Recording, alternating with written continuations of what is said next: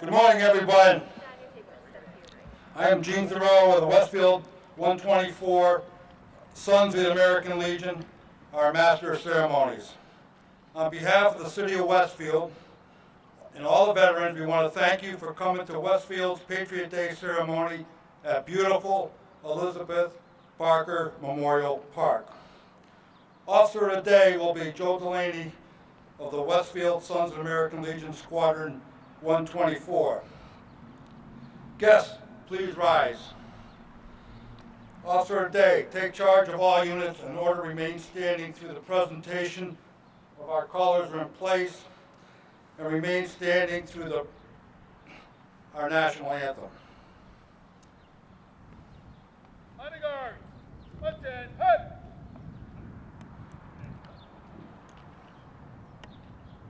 Present, arms!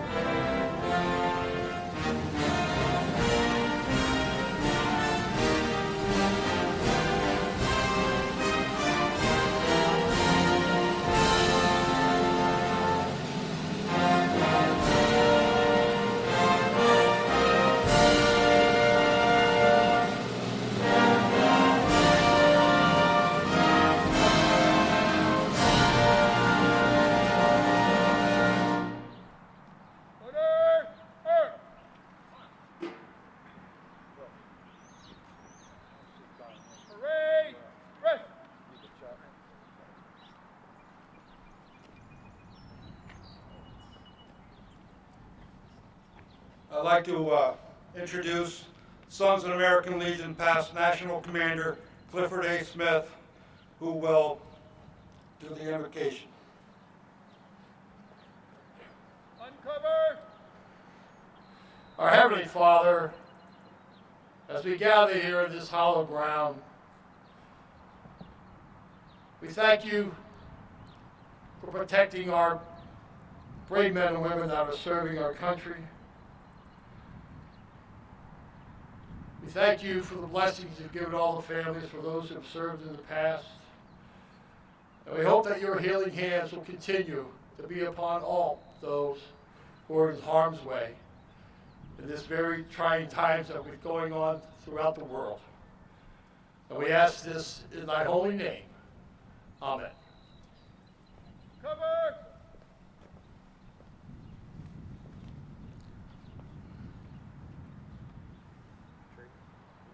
Those who wish to be seated, please sit.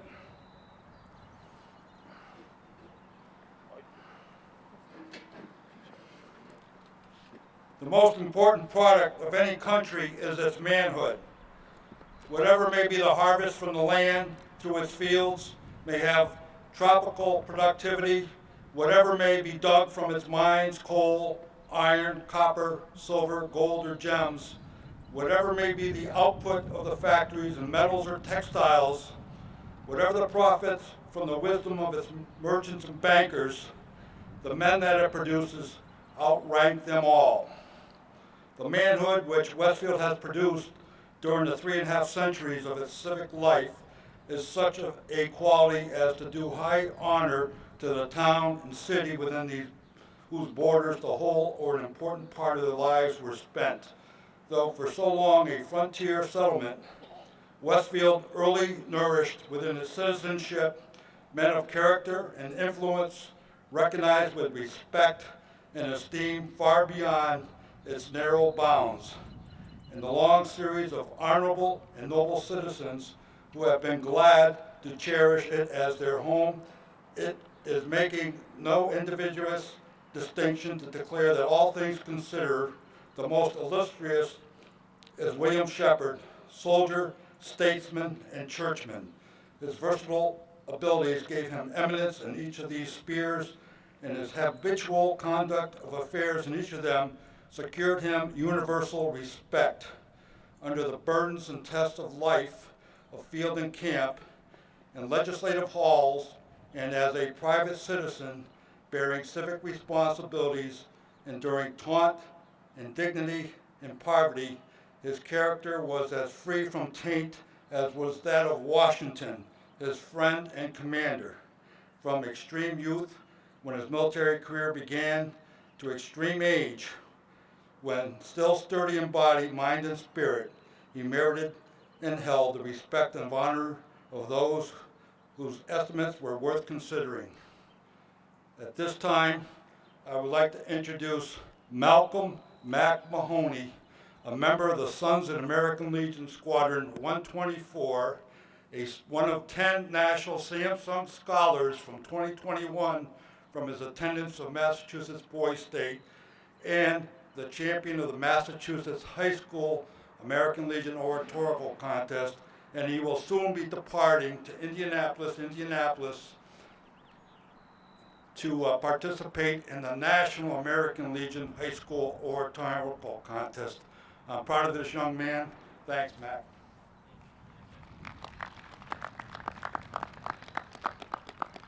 Good morning, everyone. Hopefully I live up to the introduction that I was just given.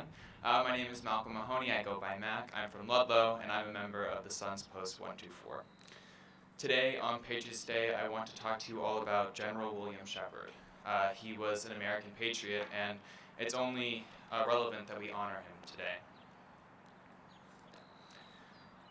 Among the soldiers of the American Revolution, there stands out upon the canvas that honorable, honored Christian soldier, General William Shepherd. He was the son of Deacon John Shepherd, one of the family which settled in the town in 1700. He was born in 1737, and at the age of 17, he enlisted as a soldier. At 20, he was lieutenant in the army of General Abercrombie, and at 22, he was one of the captains of General Amherst. During his 6 years of service in that war, he fought in the great battles of the contest, and when peace returned, he laid down his armor and resumed the implements of agriculture. When the revolutionary struggle broke out, he at once repaired to Roxbury, with a commission of lieutenant colonel under the command of Washington. He sustained a prominent part in the retreat from Long Island and was wounded in action. In 1780, with the commission of the general, he was attached to the army of Lafayette and remained with it until the close of the war. His reputation for bravery was established in 22 battles, and his sound common sense and his sympathy for suffering were displayed, not only in his military career in the Revolutionary Army and at the head of the forces in the County and Shays Rebellion, but during a long and useful life. With none of the advantageous aids to advancement which usually raise men to posts of dignity, with but an imperfect education and no elocutionary power, yet his strong, active appreciation of the fitness of things, his power to hit on the head at the first trial, his character for bravery, uprightness, and intelligence commended him to the confidence of the people, and as a representative of the town, a senator of the county, an executive counselor of the state, a member of Congress, repeatedly elected, and an elector of the President of the United States at 2 elections, a commissioner of this state, and also of the United States to negotiate with the Indian tribes of the Penobscot and the Six Nations, be fulfilled the expectations of those who honored him with their confidence. One remarkable fact in the life of General Shepherd was that he lived and died a man of small property. Poverty itself is not a proof of honesty, of industry, or of a deserving reputation, but too often of the want of them. Of him, however, it may be said, he was a hard-laboring, industrious, frugal man, of no expensive habits, either in camp or in his family. and yet he was possessed only of moderate competency. When we consider how long he was in the camp of Washington, his companion in all his great battles, and one of the commanders under Gates at the capture of Burgoyne, how long he was in Congress, and the commissions under the state and the United States government in the negotiation of Indian treaties, and what opportunities he was afforded for the amassment of money, which opportunities he spurned, we may well conclude that the town of Westfield furnished one general officer whose example should be held up as a bright example for other general officers to follow. At the breaking out of the rebellion of Daniel Shea and his county fellow conspirators against the majesty of the laws of this country, General Shepherd was again called from his retirement. It was a fitting place for a man of his bravery, his firmness, and his humanity. How beautifully his conduct contrasted with the decision and energy of that great captain who, at a period but a little later, was upon the tide, which, taken at the flood, soon bore him to a universal empire. When the mob of Paris and their want and famine cried for bread and took up arms against the government, the cannon of Napoleon thundered and ordered rain in Paris. Blood flowed, power was felt, and submissive suffering waited a constrained period for a new opportunity of redress. The spirit which actuated that great captain was policy, not feeling. It was a conviction that a rebellion was to be quelled at once, by force, not by reason. France at that time was a despotism, and in a despotism, the best preventative of anarchy is force. But in the Shays' rebellion, the array against the government, however foolish and wicked, was prompted by real suffering. The universal people sympathized in the grief, though they abhorred the remedy. General Shepherd well knew the feeling of the people. He knew what such suffering meant, for he had felt them in his own person. He knew that the rebels had fought with them for the establishment of the government, and he hoped, by moderation, but by firmness, the exhibition of force, and not by the deathly exercise of it, to disperse the assailants. When the crisis at last came, and it was necessary for law or for rebellion to triumph, with a kindly regard for the lives of the assailants which they attributed to fear, he sent them to a friendly caution. And when they still pressed on with their outnumbering squadrons, even then he delayed the dreadful catastrophe. First came cannon to the right of them, cannon to the left of them. And when they continued in their obstinacy and forbearance, ceased to be compatible with humanity, then cannons in front of them, volleys and thundered. Happily, his compeers in arms, the government also, tempered their course with mercy. The rebellion was quelled, and the great mass of these misguided men became quiet, peaceable, patriotic citizens. The records of the town do not afford the means for furnishing the names of those who, like General Shepherd, went forth to war at the breaking out of the Revolution. On receiving the news of the Battle of Lexington, an alarm was given, and a company of 70 men under the command of Captain Warren Parks, Lieutenant John Shepherd, and Richard Falley repaired to the scene of action. Mr. Russell Dewey, better known by the title of Adjutant Dewey, a neighbor of General Shepherd, was in the army during the war, except for a brief time of sickness. There was a strong friendship between the two men, who lived together as neighbors to a ripe old age. Captain Parks was later commissioned Major General and died in the year 1800. General Shepherd died at the age of 80 years in the year 1817. A large concourse of people attended his funeral. A sketch of his life and character was given in the funeral sermon by Reverend Isaac Now and by the Reverend Dr. Davis in his historical sketch of the town of Westfield. Dr. James G. Holland, and writer in The Times, a Westfield newspaper, have delineated some of the leading incidents of his life. Upon his retirement from the army, he connected himself with the church and held the office of deacon therein for a period of 28 years. General Shepherd was interested in the Mechanic Street Cemetery, today known as the Old Burying Ground. In 1913, Henry Fuller, one of Westfield's leading attorneys, died, leaving a bequest of $1,000 in his will for the purpose of erecting a memorial statue of General Shepherd.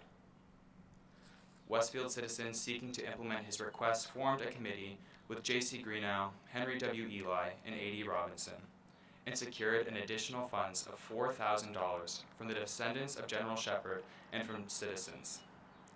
The town also voted an appropriation of $3,500 in 1917. Two more committee members, Arthur S. Neal and William T. Smith, were empowered to erect and dedicate the statue. They sought out Mr. August Lukeman, a student under Daniel French, one of America's most distinguished sculptors, to design the statue. The statue stands with his back to the city green because it was thought that Westfield would expand in that direction. General Shepherd was an officer in the Revolutionary War, a friend of George Washington, suppressor of Shays' Rebellion, and 3 times elected as a member of Congress. General Shepherd drilled his Minutemen on the green before he left out to Dorchester Heights and the Revolutionary War. During August 2021, the General Shepherd bronze sculpture was restored to its original luster through a Community Preservation Committee project written by Westfield's Veterans Grave Officer, Gene Thoreau. Thank you, Mack.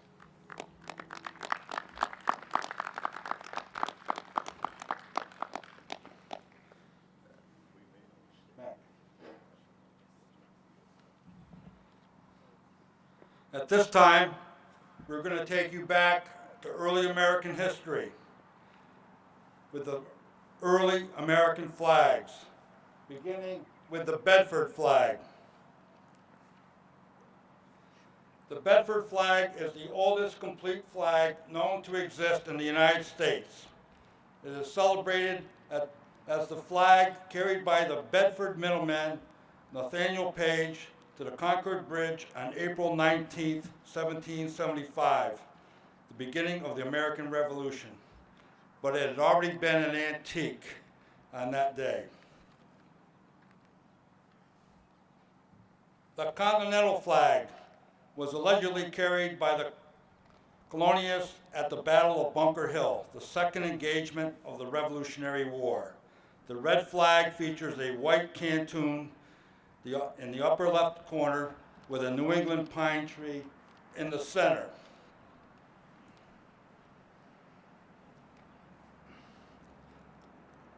An appeal to heaven. The Washington cruiser's flag was used by George Washington on his squadron of 6 schooners, which he outfitted at his own expense in the fall of 1775. This flag was a variation of the New England pine tree flag. It was later modified and adopted by the Massachusetts Navy. The Grand Union flag was created during the first year of the Revolutionary War. The designer and exact date of creation are unknown, but it is credited as the first national flag of the United States. It was an important signal that indicated increasing separation from the British.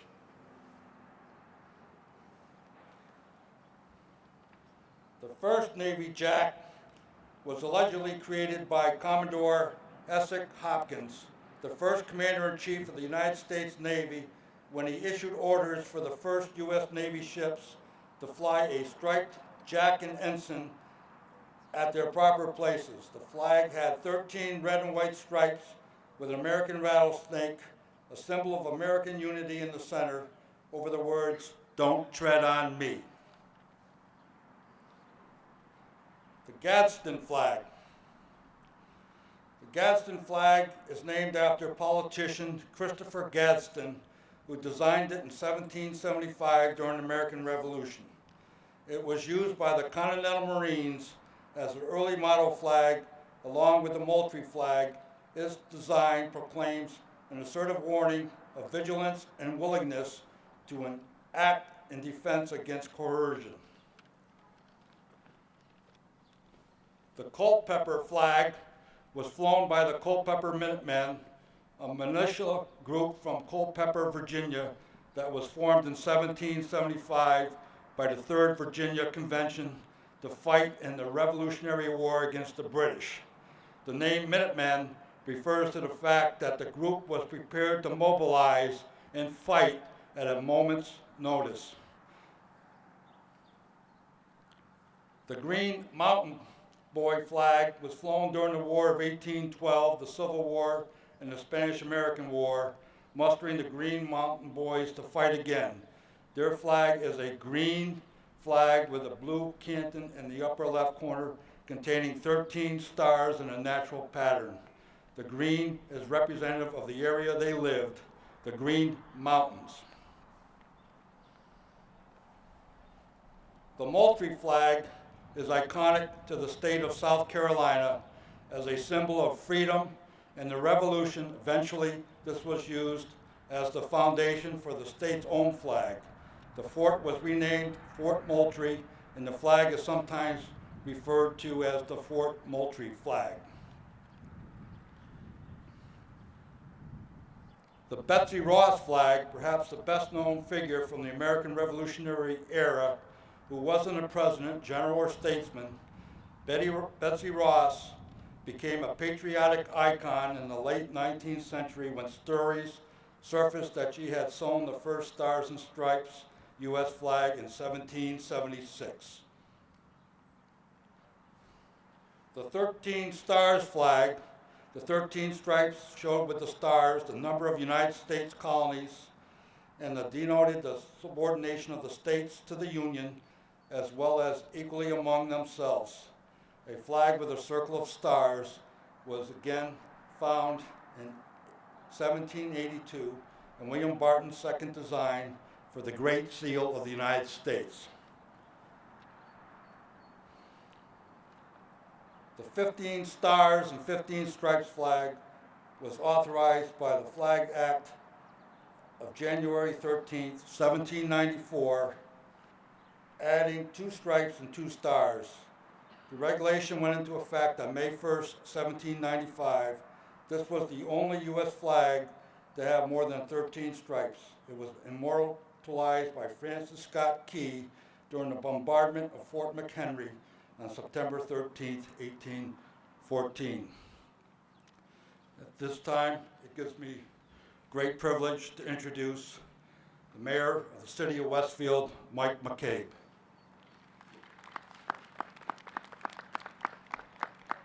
Thank you, Gene. It's an honor to be here.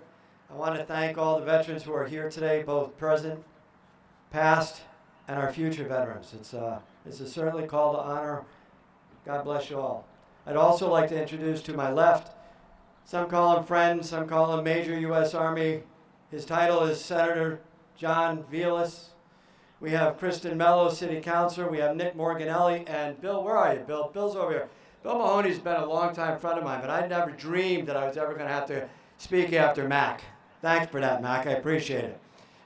There's also a couple other people I'd like to recognize. We have Rich Loy over here from the Planning Board. Thank you for coming, Rich.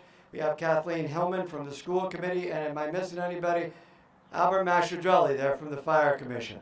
Thank you very much for your attendance on this solemn day and for the coolest Patriots Day name. That goes to our honoree, Jen Battles. Nicely done. Thank you.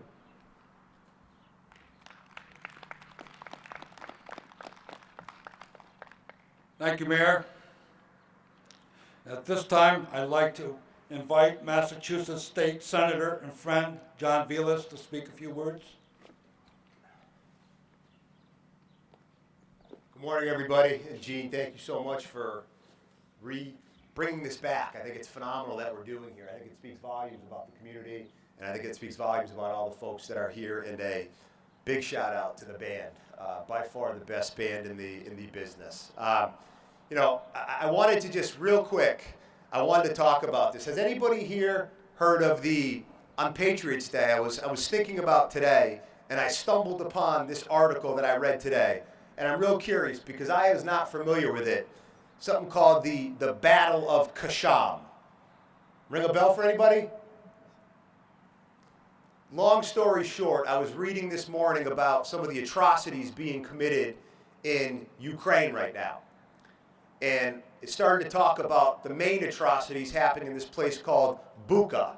And I, if I'm pronouncing it wrong, I don't know. But anyway, in essence, the group that we now know who's responsible for it is this group called the Wagner Group. And the Wagner Group is Russian mercenaries. And I did not know this until this morning, but in February of 2018, U.S. service members fought the Wagner Group. And again, I did not know that, but I just want to quickly tell this story because I think it speaks volumes about America and why we are who we are on this day, and it's always important to remember.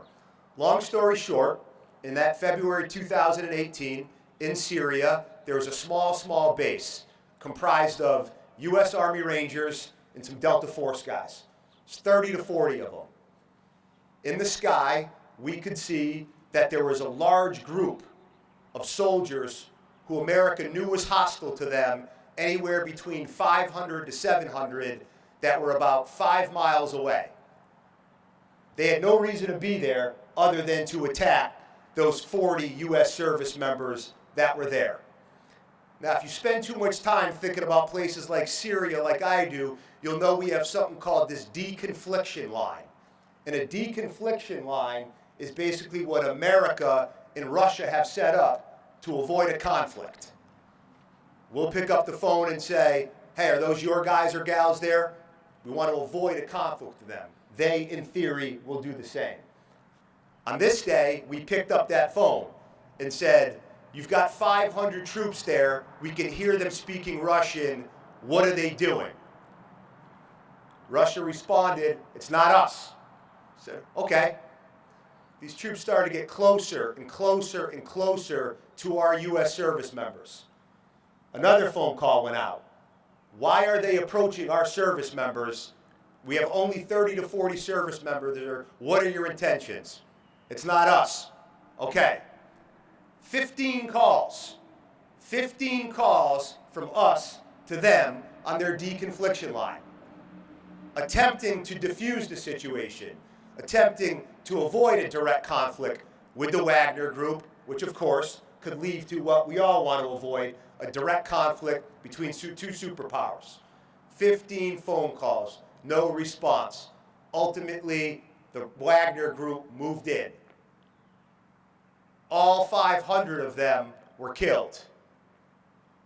One U.S. service member was hurt. One.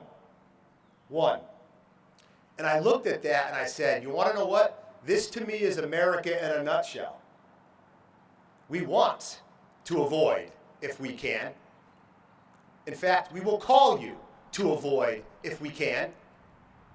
But if you poke us, we will poke back. And that is precisely what Russia and their Wagner Group found out about in February 2018.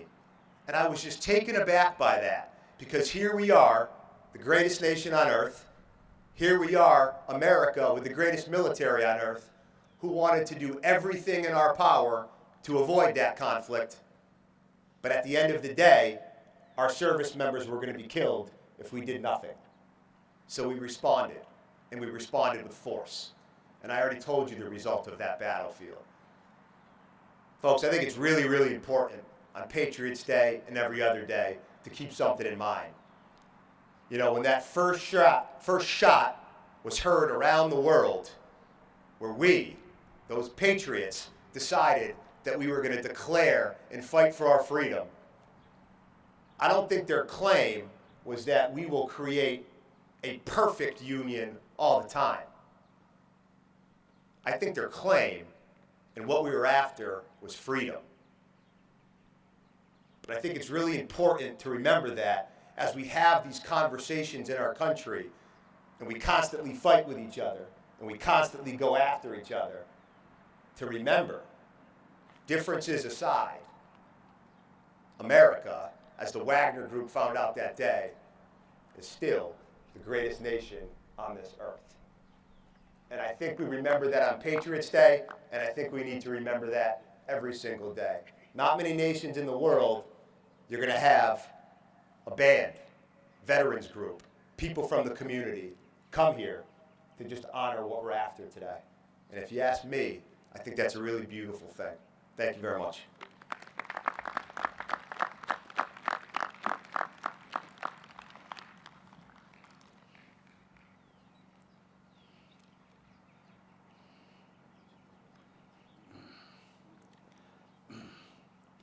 At At this time, I'd like to invite Jillian Battles to come forward. I'd also invite my boss, Julie Barnes, to come forward.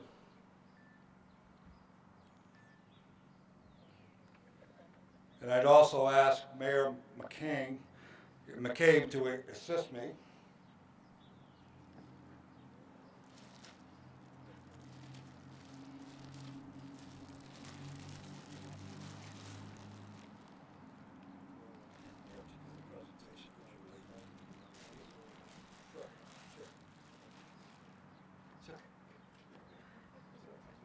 I'm going to invite the mayor to read the presentation.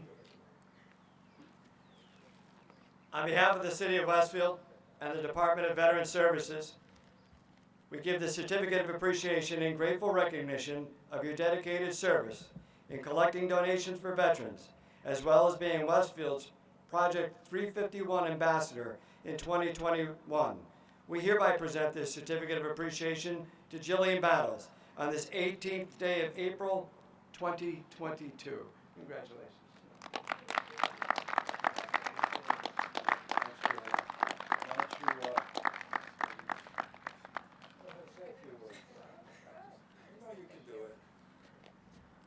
I come from a military family, and they've always been the most important thing in my life, and I feel they deserve so much more recognition that we give them. And I made 800 care packages for troops and veterans, and it was the most important service that I've ever done, and I'm going to do it again this year and again until I won't be able to. And it's the most important thing that we can all do, is to appreciate our troops and veterans.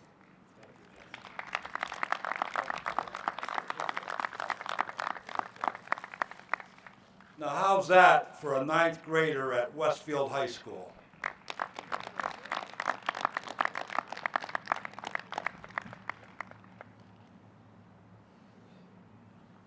At this time, I'd like to invite past National Commander of the Sons of the American Legion, Clifford A. Smith, to speak and share a few words with us.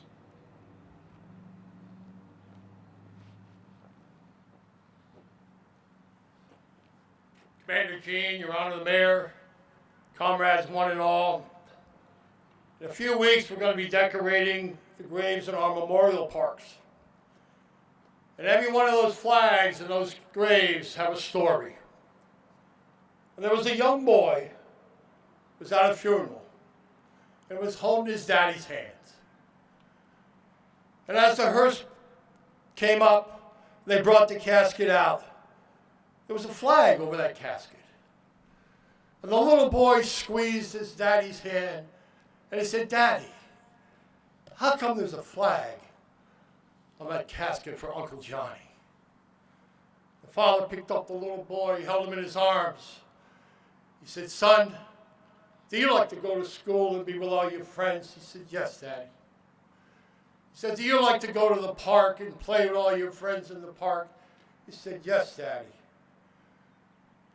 And he said, "Do you like to go on vacation with Mommy and Daddy and your brothers and sisters and have fun?" He says, "Yes, Daddy." He says, "Well, Uncle Johnny, years ago went to a place thousands of miles away, and he helped prevent people that wanted to take that away from you. And when I joined the Sons of the American Legion, I realized what that flag meant, and I realized what my father was telling me when I squeezed his hand. And when we go by the parks, you're going to see the flags, and I tried to think about one word that would describe these flags. It's a hard thing to do.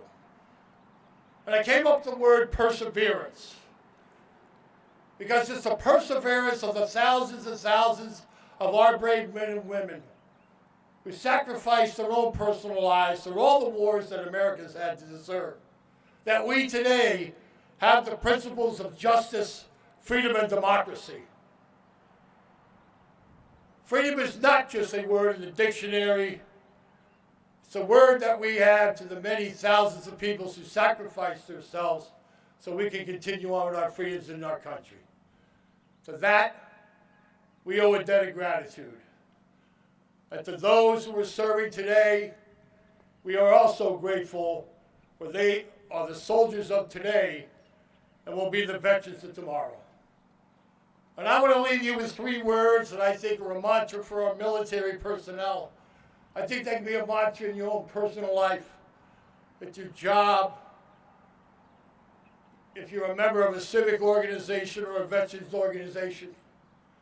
And those 3 words are choice of attitude. Our country is great today because of the choice of attitude of all those brave men and women who have fought for our freedoms in this great country. We need to continue on. We need to make the right choices as we carry on. We had a choice of attitude to make over the last couple of years with this pandemic that has swept the world. It's your choice. Make the right choice. Making the right choice keeps us the greatest country that there is in the world. May God bless all of you. May God have his healing hands on all our brave men and women in harm's way. And may God bless this great United States of America.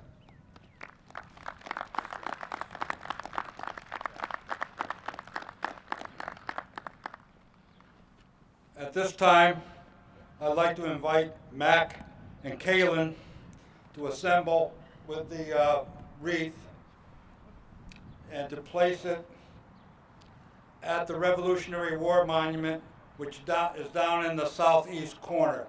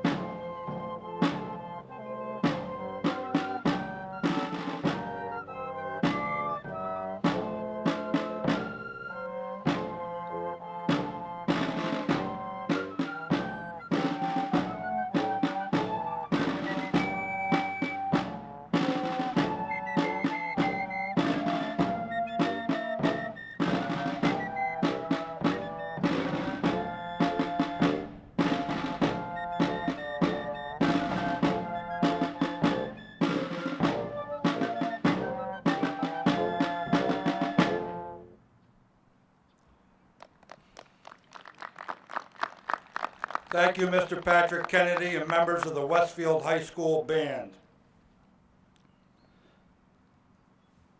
At this time, please rise, and Officer of the Day, take charge and prepare the American Legion Post 124 Rifle Detail, following with playing of the taps by the Westfield High School Band. Sergeant in arms, take charge of your unit. On the ground. And hut. Forward. Arm. Right. Hey. Hey. Fire. Hey. Fire. Hey. Fire. Ready. Hey. Present. Arm.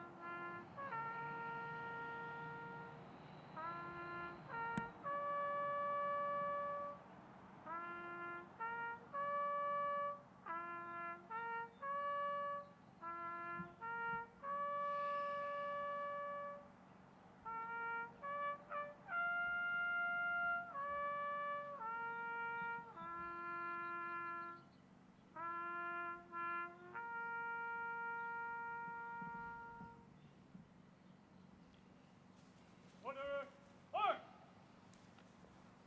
Please be seated.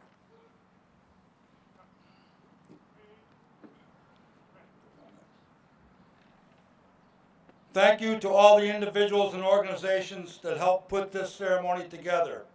Without your time and assistance, this event would not have taken place. I'd like to thank Julie Barnes that assisted me through every step of the way, Joe Delaney, the Rifle Detail, and all members of American Legion Post 124. I'd like to do a special shout out to my good friends over there, the Vietnam Veterans Chapter 2119. Welcome home, gentlemen. And I know what you suffered because I was a Vietnam era veteran myself.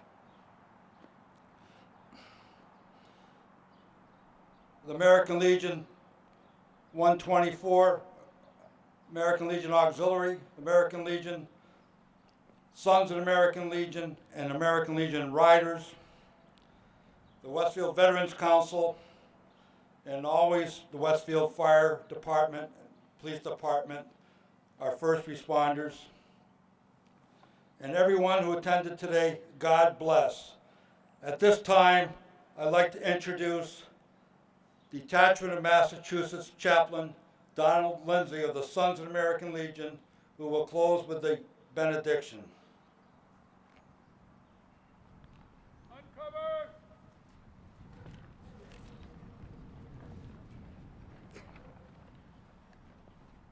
We bow our heads in prayer. Heavenly Father, as we depart from this gathering, give us a safe journey home to family and friends. Keep us true to our principles and strong in our faith to you. Grant peace and eternal rest to our departed comrades. Comfort and consolation to their family and friends. Keep us ever in thy love and mercy, that we may carry on for God and country. Amen. Cover.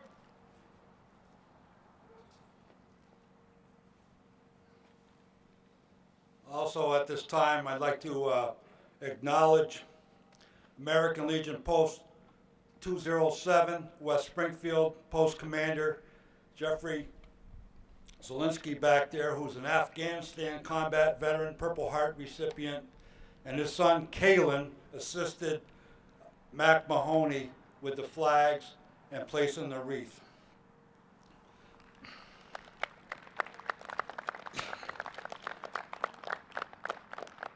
And the Squadron 207 was just activated in January, and young Kaylin's been going out doing honor details with the South Hadley Squadron 260, and I can't tell you how proud I am of that young man. As we depart, I want to leave you with these thoughts of where it all began on April 19, 1775. Learn history, understand history, preserve history, make and remember history. And lastly, I'd like to thank my lovely wife, Mary Ann, for her patience during my 38 years of military service and my continued service in the community, state, and nation with the American Legion. Thank you, Mary Ann. I couldn't have done this without you. This now concludes our ceremony. Again, thank you everyone for coming. Officer Day, please dismiss all units and guests. Honor guard. Attend. Hut. Dismiss.